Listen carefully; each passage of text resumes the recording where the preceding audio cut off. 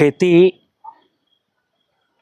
खेती खेती माने जीवन। खेती का मतलब क्या है? जीवन। खेती धर्म का विषय है। अब जैसे मैंने अभी ऐसे से बोला खेती धर्म का विषय है, तो दुनिया में बहुत सारे पढ़े लिखे लोग हमको फ़ोन करते हैं। अभी ये वीडियो जब डालूंगा तो कई लोग कमेंट्स भी करेंगे कि सचान साहब तुम वैज्ञानिक हो, अरे वैज्ञानिक भाषा बोलो, लोगों को फर्टिलाइज़र की डोज बताओ, लोगों को कीड़ा लग जाए तो उसकी दवाई बताओ, बीमारी का इलाज बताओ, ग्रोथ प्रमोटर बताओ, फल टपक रहे हैं उसका इलाज बताओ, और आप कहते हो खेती धर्म है। अब कई लोग जो भगवान पर आस्था नहीं रखते, जो नास्तिक हैं, उनको तो और भी नफरत है कि सचान साहब खेती में भगवान को कहाँ घुसेड़ देते हो। अब समझ है अपनी अपनी। और मैं क्या कहता हूं, खेती भगवान की व्यवस्था में ही होती है, ध्यान रखना। अंदर मैंने बोला भगवान का मतलब है भूमि, गगन, वायु, अग्नि और नीर। हम बीज बोएंगे तो जमीन में भूमि में ही तो बोएंगे, और रहीमन पानी राखिए बिन पानी सब सून। बीज जब तक पानी नहीं होगा जमेगा नहीं, बढ़ेगा नहीं। तो नीर आ गया कि नहीं आ गया? और आकाश, पौधा जब जमेगा तो ऊपर, ये पेड़ कहां गए? आकाश में। तो आकाश ने तो रास्ता दिया ऊपर जाने का। और वायु, वायु इनको जरूरत है वायु की, और सूरज की रोशनी से ही तो फोटोसिंथेसिस करेंगे। कहां से करेंगे? तो खेती किससे हुई? खेती करता है भगवान, और हमको क्या करना है खेती में? भगवान का मैनेजमेंट। ठीक है ना? अब मित्र, हम कोई फसल बोएं, अब मैनेजमेंट क्या है? एग्रोनॉमी की कृषि भी परिभाषा है। कृषि की परिभाषा है कि भूमि का एवं फसलों का ऐसा प्रबंधन जिसमें किसान के परिवार की सभी जरूरतें पूरी हो जाए, लेकिन जमीन की उर्वरा शक्ति पर कोई प्रतिकूल प्रभाव न पड़े। यानी जमीन मेरी जितनी खूबसूरत थी वैसी बनी रहे और मेरी जरूरतें पूरी हो जाएं। जरूरतों में मतलब क्या होता है? मुझे रोटी मिले, दाल मिले, सब्जी मिले, फल मिले, दूध मिले, दही मिले। अब देखना, जैसे मैंने कहा मुझे सब्जी मिले तो सब्जी की खेती, फल मिले फल की खेती, दूध मिले तो दूध की खेती, यानी पशुपालन। अभी क्या कहा हमने? अभी तो कहा केवल अनाज मिले, सब्जी नहीं बोनी है, फल नहीं लगाने हैं, दूध नहीं लाना है। और अनाज में भी क्या? केवल गेहूं बोना है। चना खरीद लेंगे, गेहूं बेच के, तेल खरीद लेंगे। इसको क्या कहते हैं? मोनोकल्चर। मोनोकल्चर देश के किसानों के लिए बहुत खतरनाक है। मोनोकल्चर का मतलब होता है एक ही फसल लगातार बोना। जैसे किसी इलाके में केवल गेहूं बो रहे हैं, किसी इलाके में केवल गन्ना बो रहे हैं, किसी इलाके में केवल आलू बो रहे हैं, किसी इलाके में केवल कपास। ये बेवकूफी है। खरीफ में अलग, रबी में अलग। खरीफ में 5 फसलें, रबी में 5 फसलें।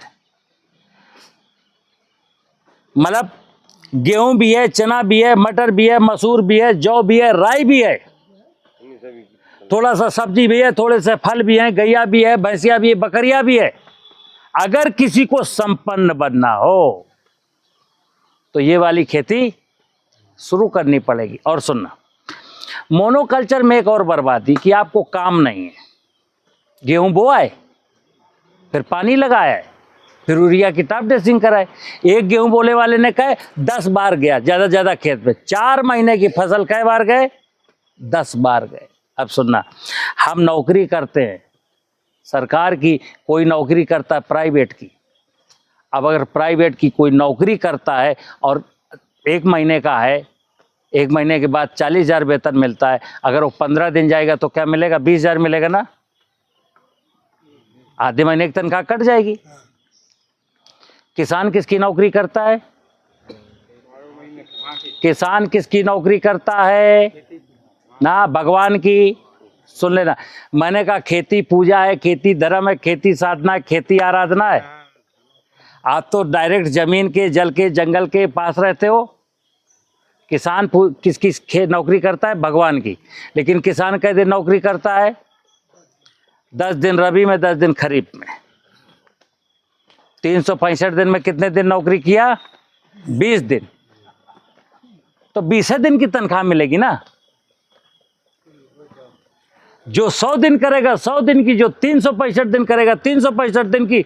लेकिन 365 दिन में वही करेगा जिसके पास सब्जी होगी, फल होगा, गैया होगा, भैंसिया होगा, बकरिया होगा। उसको 365 दिन काम मिलेगा, तब 365 दिन की खेती होगी।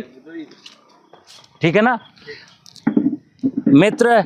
आप ये दिमाग से हटा देना, खेती का मतलब है हम भगवान की पूजा करना है, भगवान और भगवान की व्यवस्था की पूजा करनी है।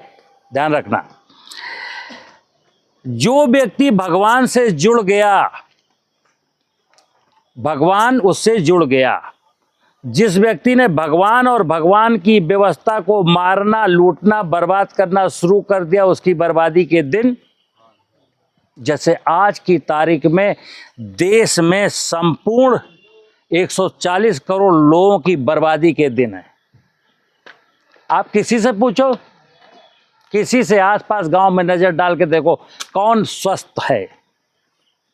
सबको कोई ना कोई बीमारी, कोई ना कोई बीमारी सबको। अगर सौभाग्य से हम स्वस्थ हैं तो मेरी पत्नी को बीमारी है या मेरे बच्चे को बीमारी है। तो हर घर में बीमारी है। क्यों है? क्योंकि मैं भगवान की व्यवस्था को ठीक से संभाल के नहीं रख पाया। और जब भगवान की व्यवस्था को ठीक से संभाल के नहीं रख पाए तो क्या हुआ? सब गड़बड़ हो गया। प्राकृतिक खेती में क्या करना है? जल को और जमीन को बचाना है। किसको बचाना है? जमीन को और जल को। ये प्राकृतिक संसाधन है। एग्रीकल्चर में एक पढ़ाई है, सॉइल एंड वाटर कंजर्वेशन। देखिए फिर आ गया science. Soil and water conservation यानी भूमि को और जल का संरक्षण करना। और एक शब्द है बायोडाइवर्सिटी का संवर्धन करना। बायोडाइवर्सिटी में क्या था? नाना प्रकार की जो 84 लाख योनियां है ना, सबका संवर्धन करना। यही तो था सर्वे भवन्तु सुखिनः।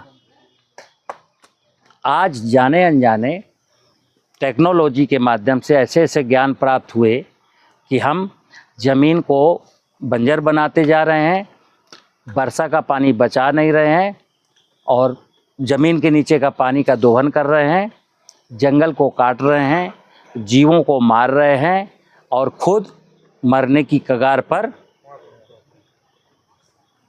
तो सबका सहयोग है मित्र, सबकी ड्यूटी है। और मैं एक ही चीज़ कहता हूँ कि अपने आने वाली पीढ़ियों के लिए तो कुछ सोचो। हमारी तो उम्र हो गई, आप लोगों की भी उम्र हो गई, बच्चे तो सबके घर में हैं, कौन सोचेगा? हमारे पिताजी ने तो हमको 5 एकड़ जो ज़मीन दी थी वो फर्टाइल थी, उसमें महुआ के शीशम के पेड़ थे, भूगर्भ जल लेवल 40 फुट पर था। आप जब बच्चों को ज़मीन दे के जाओगे तो क्या होगा? बंजर ज़मीन दे के जाओगे, पानी नीचे 500 फुट पर नहीं है, पेड़ कोई है ही नहीं। अब मर जाओगे तो बच्चा क्या कहेगा जब वो खेत। अच्छा, हम आपके पास तो थोड़ी सी सामर्थ्य थी, थोड़ी सी काम करने की सामर्थ्य थी। अब आधुनिक पीढ़ी जो आने वाली उसके पास तो कोई सामर्थ्य नहीं, केवल मोबाइल चलाना जानती है।